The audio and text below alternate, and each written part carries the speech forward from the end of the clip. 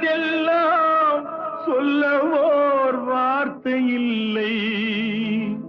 நான் ஊமையாய் பிறக்கவில்லை, உணர்ச்சியோ மறையவில்லை. என் தங்கமே உனது மேனி தாங்கி நான் சுமந்து செல்ல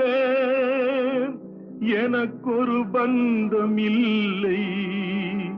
எவருக்கோ இறைவன் தந்தான். அந்த 4 பேருக்கு நன்றி.